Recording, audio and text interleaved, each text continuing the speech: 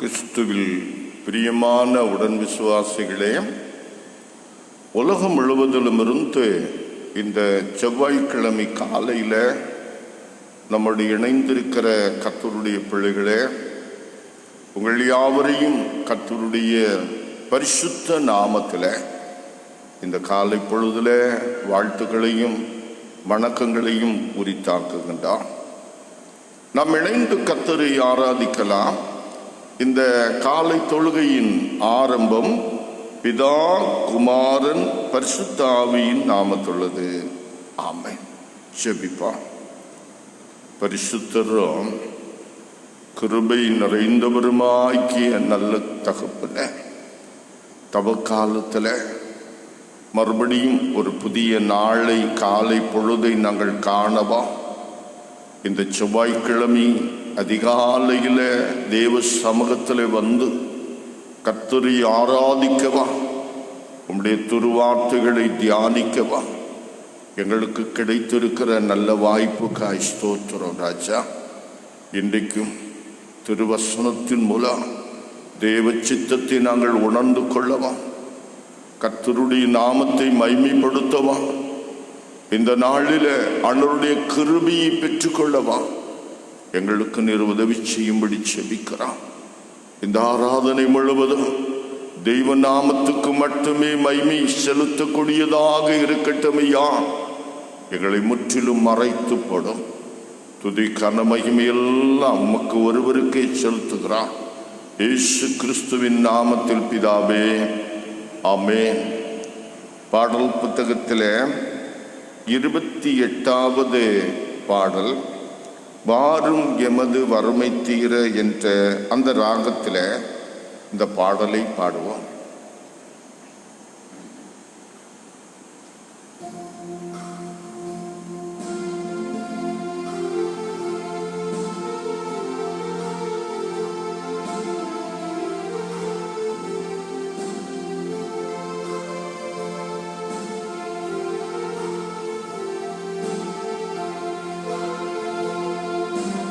கருணம் மீதும் காட்சி சால அருளனா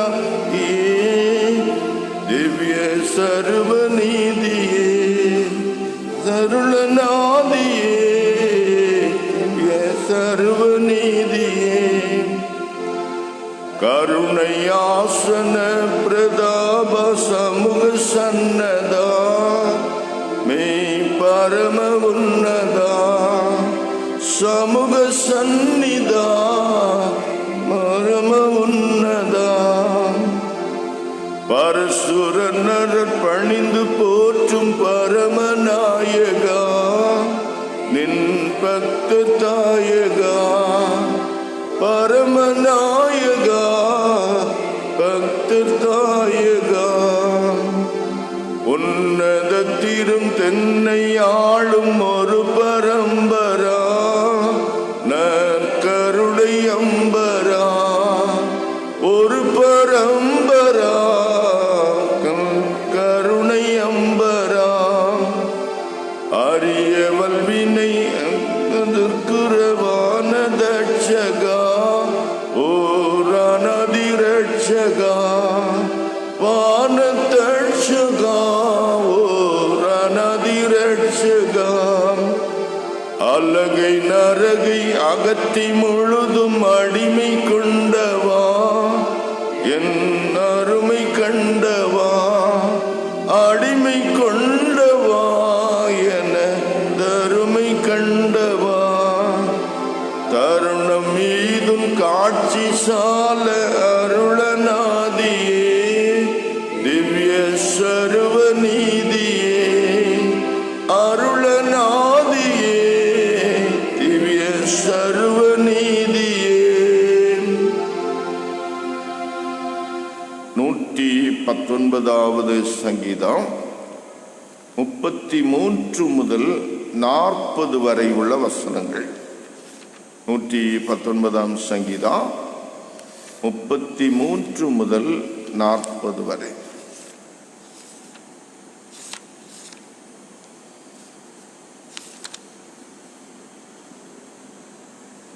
கர்த்தாவே, உமது நியாயம் நியமங்களின் வழியை எனக்கு போதித்தருளாம். முடிவு பரியந்தம் நான் அதை காத்து கொள்வேன்.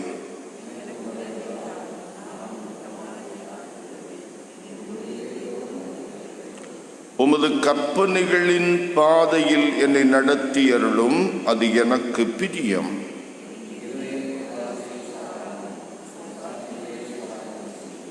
வீணானவற்றை பாராதபடி என் கண்களை திருப்பி உமது வழிகளில் என்னை உயிர்ப்பித்தருளாம்.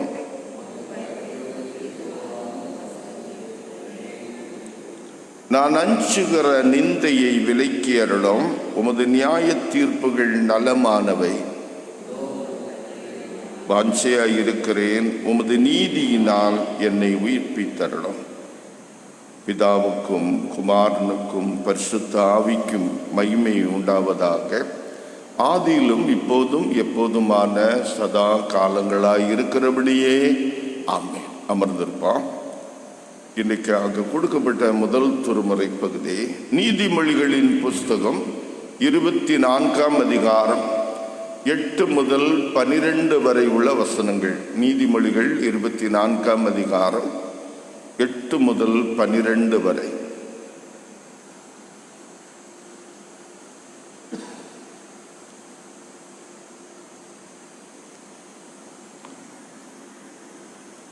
நீதிமொழிகள் 24ஆம் அதிகாரம் வசனங்கள் 8 முதல் 12 முடிய. தீவினை செய்ய உபாயம் செய்கிறவன் துஷ்டன் எனப்படுவான். தீய நோக்கம் பாவமாம். பரியாசக்காரன் மனுஷருக்கு அருவருப்பானவன். ஆபத்து காலத்தில் நீ சோர்ந்து போவாயானால் உன் பலன் குறுகினது. மரணத்துக்கு ஒப்புவிக்கப்பட்டவர்களையும் கொலை உண்ணை போகிறவர்களையும் விடுவிக்க கூடுமானால் விடுவி. அதை அறியோம் என்பாயாகில் இருதயங்களை சோதிக்கிறவர் அறியாரோ? உன் ஆத்துமாவை காக்கிறவர் கவனியாரோ? அவர் மனுஷருக்கு அவனவன் கிரியைக்கு தக்கதாக பலன் அளியாரோ என்பதே.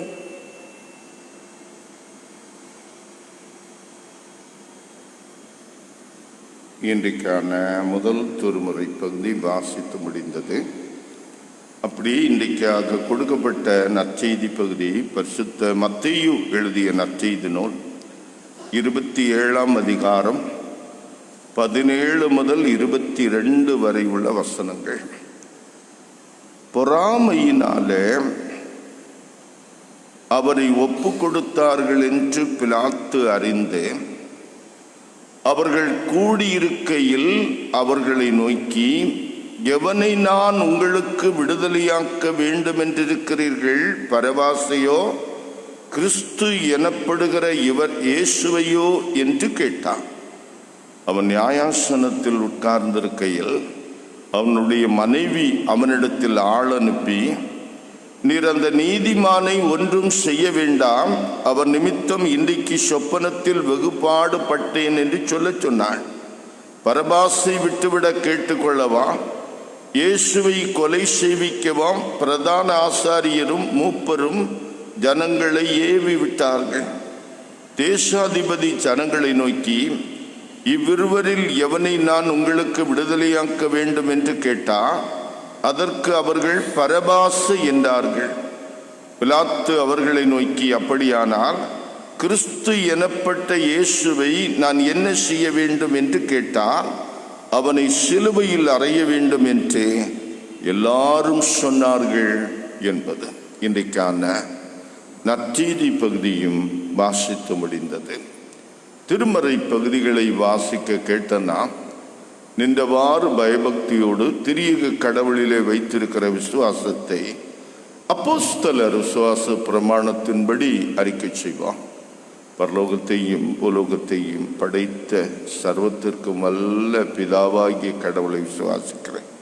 அவருடைய ஒரே பேரான குமாரனும் நம்முடைய ஆண்டவருமாகிய இயேசு கிறிஸ்துவை விசுவாசிக்கிறேன். பரிசுத்தாவியினால் கற்பத்தில் உட்பவித்து கன்னி மரியாளிடத்தில் பிறந்து பொந்திய பிலாத்துவின் கீழ் பாடுபட்டு சிலுவையில் அறையுண்டு மரித்து அடக்கம் பண்ணப்பட்டார்.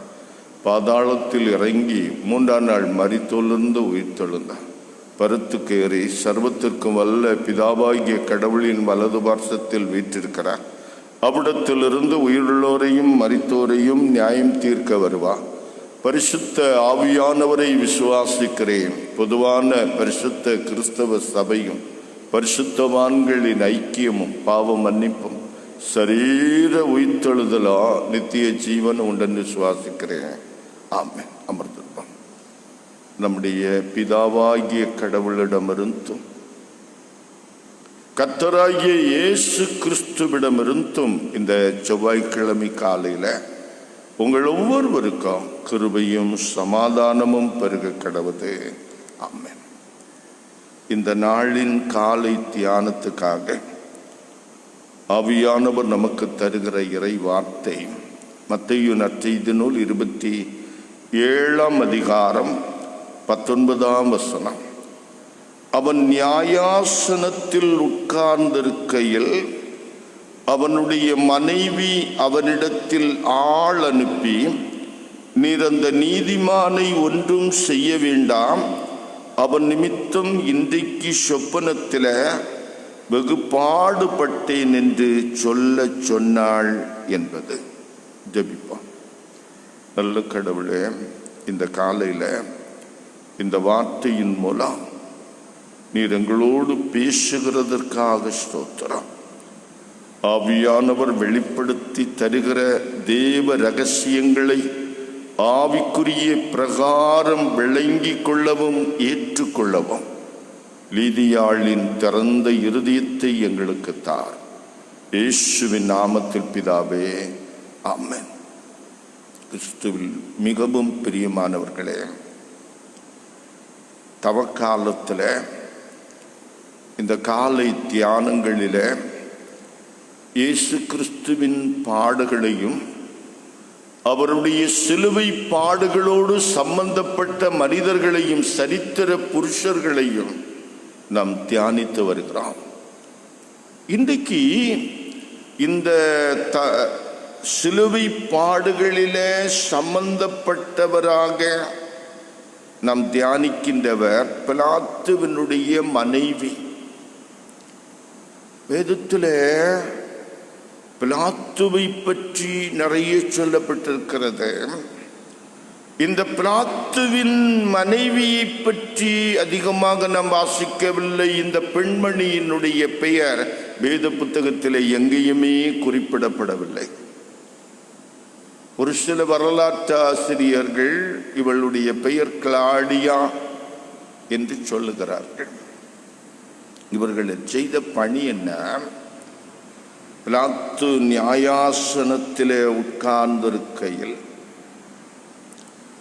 ஒரு ஆளை அனுப்பி, அந்த நீதிமான் விஷயத்தில் நீங்கள் ஒன்றும் செய்ய வேண்டாம், நேற்று இரவில் அவன் நிமித்தம் சொப்பனத்தில் வெகுபாடுபட்டேன் என்று தன்னுடைய சொந்த அனுபவத்தை சாட்சியமாக, நியாயாசனத்தில் உட்கார்ந்திருக்கிறவன் தன்னுடைய கணவனாயிருந்தாலும் அந்த நீதிபதியின் இடத்திலே கடைசி விண்ணப்பமாக அவள் கொண்டு சென்றாள்.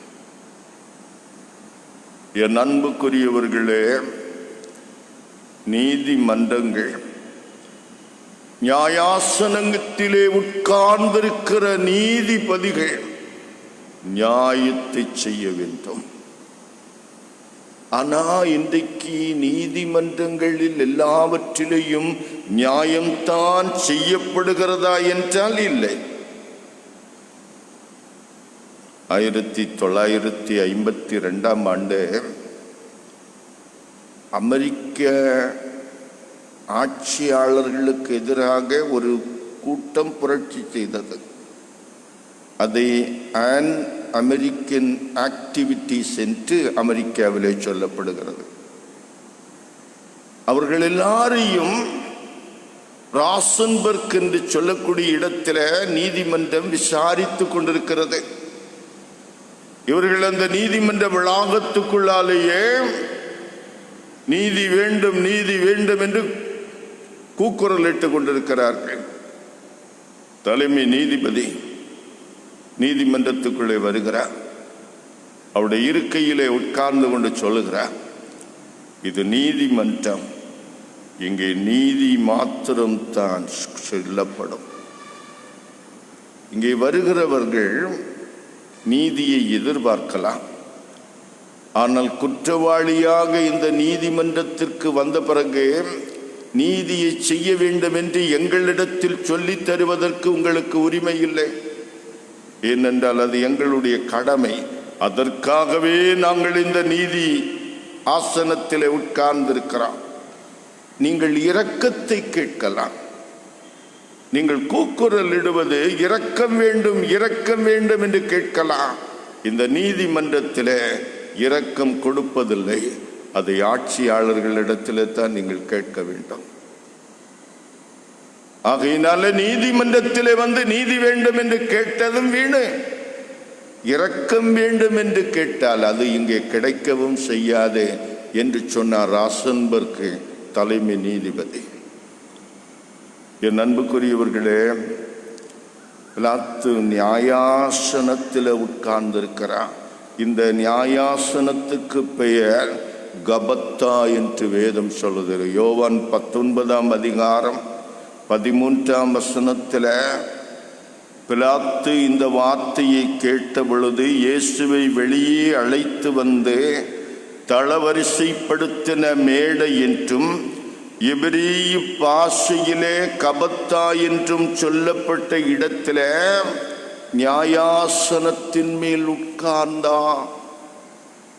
அந்த நியாயாசனம் என்பது ரோம ஆளுநர்கள் நியாயம் தீர்ப்பதற்காக, நியாயம் விசாரிப்பதற்காக உட்காருகிற ஸ்தலம், ஒரு பிரத்யேகமான இடம். அந்த இடத்திலே உட்கார்ந்த பிறகு அவன் நியாயம் மாத்திரம் தான் பேச வேண்டும். சொந்தமோ பந்தமோ உறவுகளோ எதையும் அவன் யோசிக்க கூடாது. நியாயம் அநியாயம் ரெண்டு மாத்திரம் அவன் வரையறுக்கத்தக்கவனாயிருக்க வேண்டும். அந்த இடம் நியாயாசனம், கபத்தா என்று சொல்லக்கூடிய இடம். அந்த பிலாத்துவனுடைய நிலைமை என்ன? பிலாத்து உண்மையை அறிந்திருந்தார். மத்தேயு நற்செய்தி நூல்ல 27ஆம் அதிகாரம் 17ஆம் வசனத்தில் பார்க்கிறோம். பொறாமையினாலே அவரை ஒப்பு கொடுத்தார்கள் என்று பிலாத்து அறிந்தார். அறிந்து பிலாத்துவுக்கு நன்றாக புரிகிறது, இயேசு கிறிஸ்து குற்றமற்றவர், அவன் நிரபராதி நீதிமான். ஆனா இவங்களுக்குள்ள ஒரு பொறாமை. அந்த பொறாமையினாலே அவரை பிடித்து கொண்டு வந்திருக்கிறார்கள் என்று பிலாத்து அறிந்தான். ஆனா அடுத்தது சொல்லுகிறது, பிலாத்து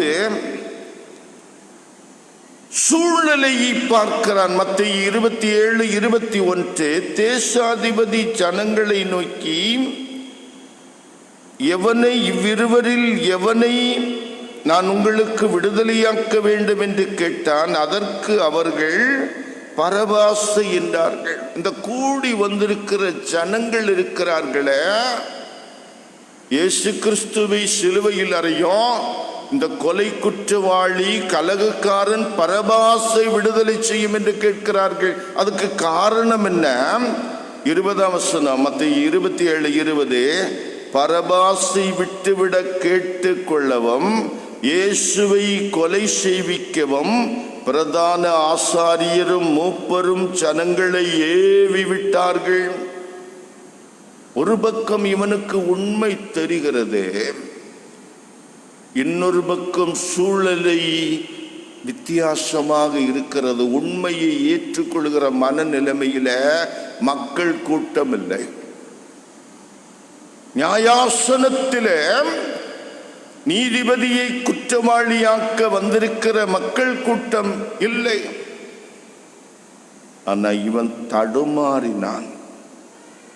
வேதம் சொல்லுகிறது, மத்தேயு யோவான் 18ஆம் அதிகாரம் 38ஆம் வசனத்தில் அவன் இயேசுவை பார்த்து கேட்கிறான், சத்தியமாவது என்ன என்று கேட்டான். சத்தியத்தை தெளிவிக்க வேண்டிய இடத்தில் இருக்கிற நீதிபதி தடுமாறி சத்தியமே தெரியாம குழம்பி நிற்கிறான். இதுதான் இன்றைய நீதிமன்றங்களினுடைய நிலைமை. கடவுளுடைய பிரதிநிதிகளாக நீதிமன்றத்திலே உட்கார்ந்திருக்கிற நீதிபதிகள் பல நியாயம் என்ன என்பதை உணர்ந்தும் யார் குற்றவாளி யார் நிரபராதி என்பதை தெளிவாக அறிந்தும் உறவுகள், சுயநலம், சொந்த பந்தங்கள், ஆசாபாசங்கள் இவற்றுக்கு மயங்கினதினால அல்லது இவற்றை கண்டு அச்சப்படுகிறதினால அவர்களுடைய கையில் இருக்கிற நீதி செங்கால் வளைகிறது அல்லது அசைகிறது. இதுதான் சத்தியம் என்று அறுதியிட்டு சொல்ல வேண்டிய இடத்தில் இருக்கின்றவர்கள் சத்தியம் என்றால் என்ன என்று கேட்கிறார்கள். இந்த இடத்துல தான் பிலாத்து குற்றவாளி கூண்டல நிற்கிறான், இயேசு நியாயாசனத்தில் உட்கார்ந்திருக்கிறான். அவன் நியாயம் தீர்ப்பது சாதாரண ஒரு மனிதனை அல்ல, சர்வலோக நியாயாதிபதியை நியாயம் தீர்க்க போகிறான். உலகத்தில் உள்ள எல்லோரையும் நியாயாசனத்தில் உட்கார்ந்து நியாயம் தீர்க்க போகிற கர்த்தராகிய இயேசு கிறிஸ்துவை பிலாத்து நியாயம் விசாரித்துக் கொண்டிருக்கிறான். அவனுக்கு அது தெரியல. ஆனால் அதை தெரிந்த ஒருவர் இருந்தார். அவர் வேறு யாரும் அல்ல, அவனுடைய சொந்த மனைவி. அவள் யார் என்றால் அவள் இயேசு கிறிஸ்துவின் அந்தரங்க சீஷியாக இருந்தாள். இந்த பிலாத்துவினுடைய மனைவியை பற்றி வரலாற்றிலே சில குறிப்புகள் இருக்கிறது. இந்த பிலாத்து ஒரு சாதாரண குடும்பத்தில் ஒரு திறமையான போர் வீரனாக இருந்தவன். இவனுடைய திறமையை பார்த்து ஆளுநர் செஜானஸ் திபேரியு ராயனிடத்தில் சொல்லி இவனை கவர்னராக ப்ரொமோட் பண்ணாங்க. இவனை ப்ரொமோட் பண்ணது மாத்திரமல்ல, செஜானஸுடைய குடும்பத்து பெண் ஒருத்தியை அவனுக்கு மனைவியாகவும் ஏற்பாடு செய்து கொடுத்தான். அப்ப இந்த பிலாத்து ஒரு சாதாரண குடும்பத்தில் பிறந்திருந்தாலும் அவனுடைய மனைவி ஒரு அரச குடும்பத்தில், அதாவது அரிஸ்டோகிராட்டிக் ஃபேமிலியிலிருந்து வந்தவள். அவளுக்கு கொஞ்சம் நல்ல பண்புகள் இருந்தது, நல்ல பின்னணியம் இருந்தது. இந்த பிலாத்து இருக்கிறானே, அவன் ஒரு சுயநலக்காரன். தன்னுடைய பதவியை காப்பதற்கு என்ன வேணும்னாலும் செய்வான். அதே சமயம் ஒரு கொடுங்கோல் மன்னன், கொடுங்கோல் ஆட்சியாளன். அது மாத்திரமல்ல, எதற்கும் சீக்கிரமாக விட்டு கொடுக்காதவன். தாம் பிடிச்ச முயலுக்கு 3 காலென்று சாதிக்க நினைப்பவன். இஸ்ரவேல் தேசத்தில் அவன் வந்த நாளிலிருந்து கலவரமும் கலகமும் குழப்பமும் பிரச்சனையும் தான். இவன் ஒரு சமயம் தேவாலயத்திலே ஜனங்கள் வைத்திருந்த குர்பான் பணத்தை எடுத்து எருசலேமுக்கு தண்ணீர் கொண்டு வருவதற்கு, கால்வாய் வெட்டுவதற்காக கொடுத்தான். அந்த மக்கள், இஸ்ரவேலர்கள், கலிலேயர்கள், இது கடவுளுக்கு பண்ணின தெய்வ துரோகம் என்று அவர்கள் போராட்டம் நடத்தினார்கள், கலகம் நடத்தினார்கள். இவன் என்ன செய்தான் தெரியுமா? ஒரு சில கலிலேயரை பிடிச்சு அவங்கள வெட்டி அவங்க இரத்தத்தை தேவாலயத்து பலிகளோடு கலந்தான். இது இஸ்ரவேலருடைய சரித்திரத்தில் மிகப்பெரிய ஒரு கரை. பிலாத்து கலிலேயருடைய இரத்தத்தை பலிகளோடு கலந்தது அவர்களுக்கு மன்னிக்க முடியாத குற்றமாக வந்தது. அப்படி பார்த்தீங்கன்னா இந்த பிலாத்து அடுக்கடுக்காக யூதர்களின் மேல நிறைய எரிச்சலை சம்பாதித்து கொண்டிருக்கிறான். ஆனா அவன் மனைவியோ அவனுக்காக அமைதியாக ஜெபித்து கொண்டிருக்கிறாள். அவள் வந்த நாளிலிருந்து இந்த இயேசுநாதருடைய ஊழியத்தையும் அவருடைய பிரசங்கத்தையும் கவனித்து கொண்டே இருக்கிறாள். அவரிடத்திலே இருக்கிற சாந்தம், வல்லமை, தெய்வீகம், அவரிடத்தில் இருக்கிற மகத்துவத்தை கண்ட தன்னை அறியாமலேயே அவள் இயேசுவின் பால் ஈர்க்கப்பட்டவளாக இருந்தாள். இயேசு கிறிஸ்துவை பொறாமையினாலே பிடித்து பிலாத்துவினிடத்தில் இது தண்டனைக்காக கொண்டு வந்திருக்கிறார்கள் என்று அறிந்தபோது அவள் தூங்கி இருக்க முடியாது. ஏனென்றால் அவள் ஒரு தெய்வ பக்தி உள்ள பெண்மணி. அவள் என்ன செய்தா தெரியுமா? ஒரு துணிச்சலான முடிவை எடுத்தாள். நியாயாசனத்தில் கபத்தாவில் ஒரு நீதிபதி உட்கார்ந்த பிறகு அவருக்கு எந்த விதமான டிஸ்டர்பன்ஸும் எங்கிருந்து வர முடியாது. ஆனால் தன்னுடைய கணவன் நியாயாசனத்தில் கடவுளுடைய சமூகத்தில் நின்று கொண்டு நியாயம் விசாரிக்க வேண்டியவன். ஆனால் அவன் சபலங்களுக்கு இடம் கொடுத்து விடக்கூடாது. அவன் சுயத்தை சிந்தித்து தன் பதவியை காத்து கொள்ள வேண்டும் என்பதற்காக அநீதியை இழைத்து விடக்கூடாது. அதுவும் நீதிமானாக இருக்கிற இயேசு கிறிஸ்துவுக்கு துரோகம் செய்துவிடக்கூடாது என்பதை அவள் சிந்தித்து சிந்தித்து பார்க்கிறாள். அவள் நேரடியாக நீதிமன்றத்துக்கு வர முடியாது. அதில் ஒரு உண்மை என்ன தெரியுமா? இந்த பிலாத்துவின் காலத்தில் தான் ஆளுநர்கள், ரோம ஆளுநர்கள் தங்களுடைய மனைவிமார்களை தங்களுடைய பணித்தளங்களுக்கு அழைத்து செல்லுகிற உரிமை கிடைத்தது. அதுக்கு முன்னால் உள்ள ஆளுநர்கள் அவங்க பணித்தளங்களுக்கு, குறிப்பாக கலிலியா போன்ற கலவர பூமிக்கு தங்களுடைய சொந்த குடும்பத்தை, தங்களுடைய மனைவிமார்களை அழைத்து போக உரிமை கிடையாது. அதுக்குரிய உரிமையை அரசாங்கம் கொடுக்கல, ரோம அரசாங்கம் கொடுக்கல. பிலாத்து தான் முதலாவது அந்த உரிமையை பெற்றவன். தன் மனைவியோடு பணித்தளத்துக்கு வந்தான். ஆனால் வந்ததும் அந்த மனைவி அவனை நல்வழிப்படுத்துவதற்கு முயற்சி பண்ணினாள். அவளுடைய கடைசி முயற்சி ஒரு ஆளை பிடிச்சு நியாயாசனத்தில் உட்கார்ந்திருக்கிற பிலாத்துவினிடத்தில் அனுப்பி, ஐயா அவன் நீதிமான், ஏசு நீதிமான், சொப்பனத்தில் நான் ரொம்ப கலங்கி போனேன், ஆடி போனேன், நியாயமா நடந்து கொள்ளுங்கள். இது ஆணை அல்ல, ஆலோசனை. இது கட்டளை அல்ல, விண்ணப்பம் என்று உங்கள் மனைவி சொல்ல சொன்னாள். என் அன்புக்குரியவர்களே, தன்னுடைய கணவன் நீதிபரராகிய இயேசுவுக்கு துரோகம் செய்து தனக்கும் தன் குடும்பத்துக்கும் அழிவை சம்பாதிக்க போகிறான். அந்த காலகட்டத்தில் ஒரு குணசாலியான மனைவி, புத்தியுள்ள மனைவி தூங்க முடியாமல் அவள் அதிலிருந்து தன்னையும் தன் குடும்பத்தையும் தன் கணவனையும் காப்பாற்றுவதற்காக கடைசி முயற்சியை எடுக்கிறாள். ஆனால் பரிதாபம், அந்த முயற்சி தோற்று போனது. பிலாத்து நீதியா அநீதியா என்று பார்த்து கடைசியில் என்னுடைய பதவியா இயேசுவா என்று பார்த்து என் பதவியை தக்க வச்சா போதும் என்று சொல்லி இயேசுவை யூதர்களுக்கு கையளித்தான். தன்னுடைய கைகளை கழுவி தன்னை காப்பாற்றி கொள்ள நினைத்தான்.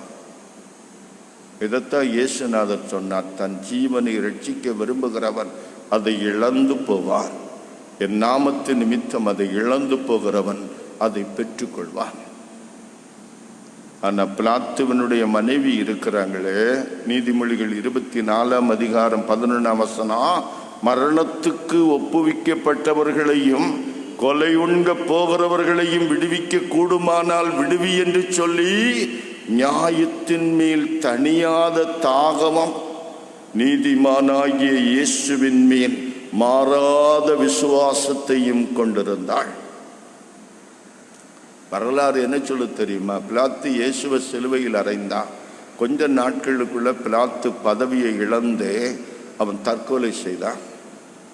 பிலாத்துவின் மனைவியோ பெரிய ஒரு ஊழியக்காரியாக அநேக தேசங்களுக்கு போய் இயேசுவை அறிவித்தாள்.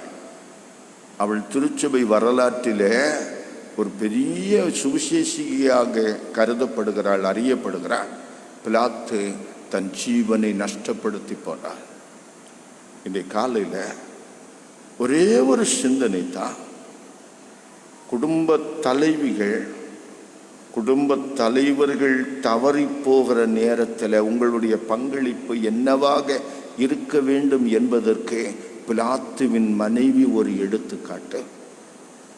ஏதோ என் புருஷன் வேலைக்கு போயிருக்காரு, பணத்தை கொண்டு வருகிறாரு, அதை வாங்கி பீரோவில் வைக்கிறது தான் நம்முடைய வேலை என்று நினைக்கிற பெண்மணிகள் மத்தியில் தன்னுடைய புருஷன் நியாயாசனத்தில் உட்கார்ந்து இருக்கிறாரு, அவர் என் வீட்டுக்கு வரும்போது சாபத்தை கொண்டு வரக்கூடாது என்று தவியாய் தவித்தவள், துடியாய் துடித்தவள், பாரத்தோடு செபித்தவள், அவன் அநீதி செய்ய போகிற நேரத்தில் தன் உயிரை கொடுத்தாவது தடுக்க வேண்டும் என்று தீர்மானித்தவள். அதுதான் பெண்மணி. என் அன்புக்குரியவர்கள், இந்த குணசாலியான பெண்மணி இயேசுநாதருடைய சிலுவை பாடுகளிலே தவிர்க்க முடியாதவள், நினைக்கப்பட வேண்டியவள், எல்லா பெண்மணிகளுக்கும் எடுத்துக்காட்டாக இருப்பவள். உண்மையாகவே இந்த காலையில் இந்த சிந்தனையோடு இந்த நாளை தொடங்குவா. தேவன் தாமே நம்மை ஆசீர்வதிப்பாராக. ஆமென். எல்லா புத்திக்கும் மேலான தேவ சமாதானம் உங்கள் இருதயங்களையும் சிந்தனைகளையும் கிறிஸ்து இயேசுக்குள் பலப்படுத்தி காப்பதாக. ஆமென். 587வது பாடலில் 2 சரணங்களை மட்டும் பாடுவோம். விந்தை கிறிஸ்து இயேசு ராஜா உந்தன் சிலுவையின் மேன்மை.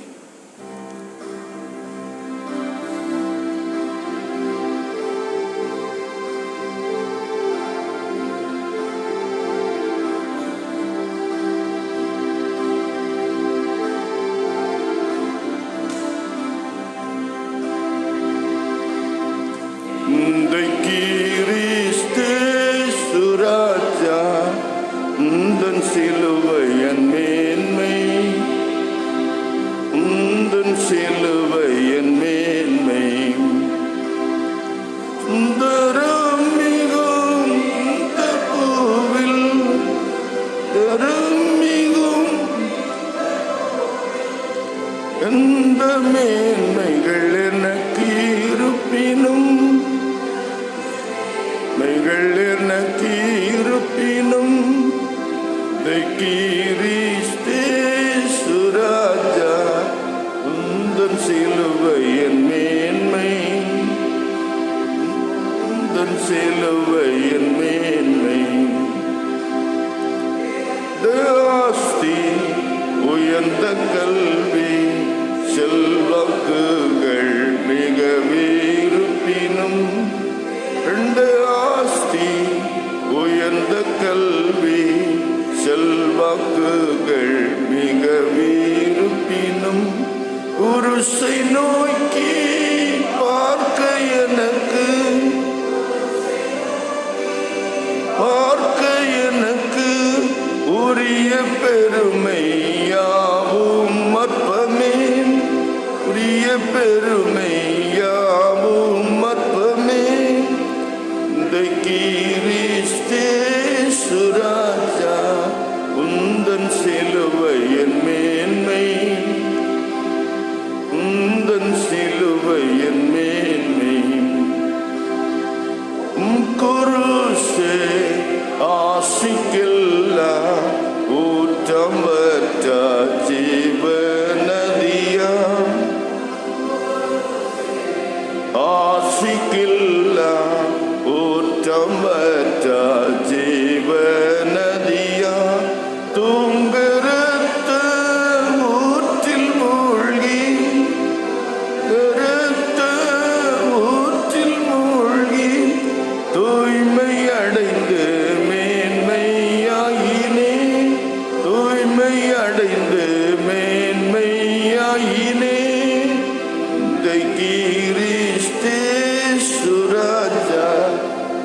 உந்தன் சிலுவை என் மேன்மை, உந்தன் சிலுவை. ஜெபிப்பா. நல்ல தகப்பனே, இந்த காலையில நீ தந்த நல்ல வார்த்தைகளுக்காய் ஸ்தோத்திரம். ஒரு குற்றமும் செய்யாத பரிசுத்தரும் நீதிமானுமாகிய இயேசு கிறிஸ்துவை பிலாத்து குற்றமற்றவர் என்று கண்டும் அறிந்தும் கேட்டும் அவரை குற்றவாளி என்று தீர்த்து சிலுவை மரணத்திற்கு ஒப்பு கொடுத்ததை எங்கள் மனக்கண் முன்பாக நாங்கள் மறுபடியும் கொண்டு வந்தோம். ஆண்டவரே, நியாயாசனத்தில் சத்தியத்தை காக்க வேண்டிய நீதிபதி சத்தியம் என்றால் என்ன என்று இயேசுவிடத்தில் கேட்டதை நாங்கள் சிந்தித்தோம். ஆண்டவரே, அவனுடைய மனைவி துணிச்சல்காரியும் நேர்மைவாதியும் தெய்வ பக்தியுமாயிருந்தவள் தன்னுடைய கணவன் வழிதவறி போகிறான் என்று கண்டபோது என்ன விலை கொடுத்தாவது அவனை தடுக்க வேண்டும் என்று அவள் எடுத்த முயற்சியை இந்த நாளில் நாங்கள் சிந்தித்தோம் ஐயா. ஆண்டவரே, குணசாலியான பெண்மணிகளுக்கு தெய்வ பக்தி நீதியுமுள்ள தேவ பிள்ளைகளுக்கு இது ஒரு சிறந்த பாடம். குடும்பத்தை காப்பாற்றுவதிலே, கணவனுக்கு நல்வழி சொல்லிக் கொடுப்பதிலே, கணவனுக்காக செபிப்பதிலே, கணவன் அநீதியான வழியிலே போய் குடும்பத்துக்கு சாபத்தையும் வேதனையும் கொண்டு வருவதற்கு கூடிய சூழ்நிலையில ஒரு குடும்பஸ்துரிக்கு, ஒரு குணசாலியான மனைவிக்கு என்ன பங்கிருக்க முடியும் என்பதை இந்த நாளில் நாங்கள் தெரிந்து கொண்டோம். ஆமாண்டவரே, அவள் விசுவாசிகளுக்கு எடுத்துக்காட்டாக இருந்தாள் என்று நாங்கள் சிந்தித்தோம் ஐயா. தன் ஜீவனை காக்க நினைத்த பிலாத்து அழிந்தா, கிறிஸ்துவின் நிமித்தம் தன் ஜீவனை கொடுக்க நினைத்த அவன் மனைவி வாழ்ந்தாள் என்ற வரலாற்றையும் நினைவுபடுத்தி பார்த்தோம். இன்றைக்கு காலையில் இந்த வார்த்தைகள் எங்களுடைய ஆவிக்குரிய ஜீவியத்துக்கு ஒரு பாடமாகவும் படிப்பினையாகவும் அமைத்து தார். இந்த நாளை ஆசீர்வதியும். இந்த நாளில் கடமைகளை பொறுப்போடு கருத்தோடு செய்ய பலன் தார். பலவிதமான வேலைகளை கடமைகளை செய்ய இருக்கிற ஒவ்வொருவருக்காம் போதிய சுகத்தை பலத்தை கொடுமையா. இன்றைக்கு ஆண்டவரே, நீதியின் நிமித்தம் துன்பப்பட்டு கொண்டிருக்கிற உம்முடைய பிள்ளைகளை கண்ணோக்கி பாரும். உலகம் முழுவதிலும் படிப்புக்காய் வேலைக்காய் சென்றிருக்கிற மக்கள் ஒவ்வொருவரையும் பாதுகாத்துக்கொள்ளும். கொரோனா பெருந்தொற்றினால பாதிக்கப்பட்டிருக்கிற மக்களை ஆண்டவரே நீ சுகப்படுத்தா. நல்ல தகப்பனே, நடைபெற இருக்கின்ற நாடாளுமன்ற தேர்தல் மற்றும் சட்டமன்ற தேர்தல்களுக்காக ஜெபிக்கிறோம். நல்லவர்களை, சிறந்த ஆட்சியாளர்களை, மக்களை நேசிக்கிறவர்களை, மற்றவர்களுடைய உணர்வுகளை மதிக்கின்றவர்களை ஆண்டவர் எங்களுக்கு தெரிந்து தார். நல்ல தகப்பனை, இன்று பிறந்த நாளை காண்பவர்கள், இன்று திருமண நாளை நினைவு கூறுகிறவர்கள் ஒவ்வொருவரோடும் உடைய கிருபை இருக்கட்டும். ஒவ்வொருவரையும் ஆசீர்வதிக்கும். நல்ல தகப்பனே, வயதான பெற்றோர்கள், சின்ன பிள்ளைகள், கர்ப்பஸ்திரிகள் ஒவ்வொருவரையும் கண்ணோக்கி பாரும். படித்து முடித்து வேலைகளுக்காய் எதிர்பார்க்கிறவர்கள், பிள்ளைகளுடைய திருமணம் எதிர்காலத்துக்காய் பாரத்தோடு ஜெபிக்கிற பெற்றோர்கள் ஒவ்வொருவரையும் கண்ணோக்கி பாரும். ஆசீர்வதியும். இயேசுவின் நாமத்தில் ஜெபிக்கிறோம் பிதாவே, ஆமென். பரமண்டலங்களில் இருக்கிற எங்கள் பிதாவே, உம்முடைய நாமம் பரிசுத்தப்படுவதாக, உம்முடைய ராஜ்யம் வருவதாக, உம்முடைய சித்தம் பரமண்டலத்திலே செய்யப்படுகிறது போல பூமியிலேயும் செய்யப்படுவதாக. அன்றன்று வேண்டிய எங்கள் ஆகாரத்தை இன்றும் எங்களுக்கு தாரும். எங்கள் கடனாளிகளுக்கு நாங்கள் மன்னிக்கிறது போல எங்கள் கடன்களை எங்களுக்கு மன்னியும். எங்களை சோதனைக்குட்பட பண்ணாமல் தீமை நின்று எங்களை ரட்சித்துக் கொள்ளாம். தாட்சியமும் வல்லமையும் மகிமையும் என்றென்றைக்கும் உடையகளே. ஆமேன். ஆசீர்வாதம். நம் ஆண்டவர் இயேசு கிறிஸ்துவின் கிருபையும் பிதாவாகிய கடவுளின் அன்பும் பரிசுத்த ஆவியின் ஐக்கியமும் திருவுறவும் உங்கள் அனைவரோடும் இன்று முழுவதும் தங்கி தரித்திருப்பதாக. ஆமேன். என் ஆத்துமாவே கர்த்தரை ஸ்தோத்திரே, என் முழு உள்ளமே பரிசுத்த நாமத்தை ஸ்தோத்திரே. என் ஆத்துமாவே கர்த்தரை ஸ்தோத்திரி, கர்த்தர் செய்த சகல உபகாரங்களையும் மறவாதே. ஆமேன். சமாதானத்தோடு கடந்து செல்வான். தேங்க்யூ.